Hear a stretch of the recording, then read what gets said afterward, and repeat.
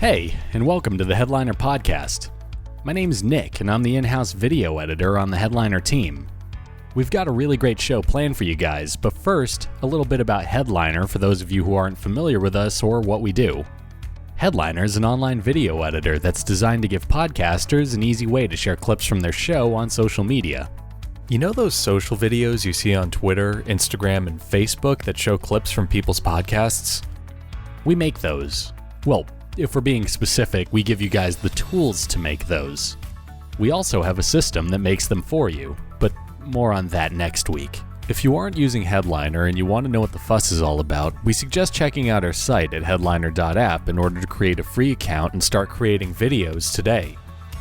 Speaking of next week, on each episode of the podcast, I'm going to be letting you know what we here at Headliner have been up to, tell you about a new feature that we've added or one you should take a look at, and share a best practice or two that'll help make your social videos the best they can be. So let's get started with the show.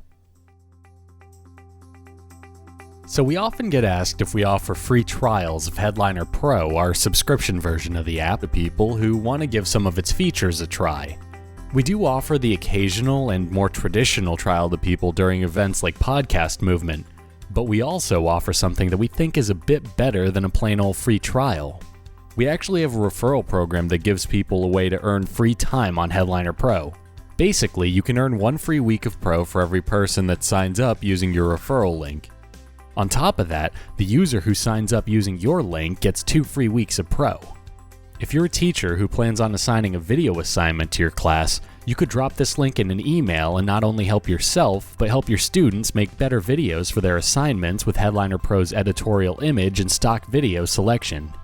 And if you're a podcaster, you can drop your referral link in your show notes and rack up free time in Pro while also encouraging your listeners to create audiograms for your show, assuming that's something you want to do to begin with. Meanwhile, bloggers can add their referral link to their email lists, and you get the point. You might have noticed that you can now clip your audio before it's fully done loading. And this means you can get a general clip selection made before the waveform appears, and you can go in and refine your selection. One of the things I occasionally see in our support inbox is a person asking if the waveform, those lines that move when someone's speaking in an audiogram, can be edited after you've gone past the audiogram wizard, or if you'd need to remake the video from scratch if you changed your mind about its placement or design. And the answer to that question is yes, it's actually super easy to change. Once you get to the timeline, that page where you can edit your transcript, add additional assets, or export your video, all you need to do is click on the audio layer, that pink bar on the bottom of the screen, in order to open an audio properties window. You'll then be able to drag and resize your waveform, change its color, or change the style of your wave before saving your changes. And that actually brings us to our best practice of the week, which is selecting the right waveform color for your artwork. The easiest way to do this is to look at the artwork you're using in your video and apply one of the secondary colors on it onto your waveform. A secondary color is one of the colors that accents your artwork and isn't being used by the majority of the image. Basically, if your artwork is a picture of a basketball that's set against a blue background, you're going to want to try and use orange as the color of your waveform because it won't be hard to see against that blue background. Meanwhile, if your artwork is a lot busier and you're having trouble finding a color that works, you could also try using black or white as the color of your waveform, as those usually match with every other color pretty well.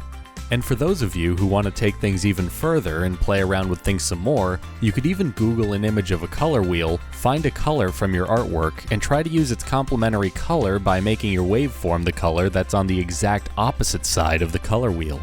Editing a waveform is pretty quick and simple to do, which is a great segue for our next bit, where we hear from someone who uses Headliner as he shares a similar sentiment for keeping things quick and simple. So in general, what is something that you think is overrated or underrated in podcasting? Number 1, super duper high quality podcasts. It doesn't matter. That's Adrian. He hosts the CX Chronicles podcast, which is a show that's dedicated to chatting with business leaders about the 4 pillars of CX. This is audio from our latest Headliner highlight, which is available on our blog. And in it, we asked Adrian what he thought the most overrated part of podcasting is, and found that his answer was delightfully simple: overproduction. Have a listen. If you've got really great podcast hosts and guests, and you've got awesome content that you can learn from it, and it's audible and it's clear and it's good enough to where you can listen in the car for 30 minutes when you're going to the grocery store to pick up stuff and heading home, that is the most important thing that I think people constantly misstep when they're starting a podcast. I talk to way too many people who over-engineer, take too much time. 6-7 months into their thing, they got 6 or 7 shows. That's just not good enough. You should have 40, 50 shows at that point. That's what my goal was. I didn't hit it, but that's where I aim to, and that's why now I'm sitting in the range of 70, 80 podcast episodes in just over a year. I personally agree with what Adrian had to say on the matter, as more often than not, I think a lot of people kind of get caught up in getting things just right when sometimes you just need to release something and then improve from there. It's kind of easy to get in your own head when it comes to creating anything, and if you're really going to go in and worry about your mic setup or your audio editor or all of the tech you're using to create your show without actually testing the content of that show, you might be overworking yourself and demotivating yourself from continuing a show before it's even taken off. I think it just makes a lot more sense to get a show out there, get some feedback on it, and then take that feedback in stride and just try to improve your own programming.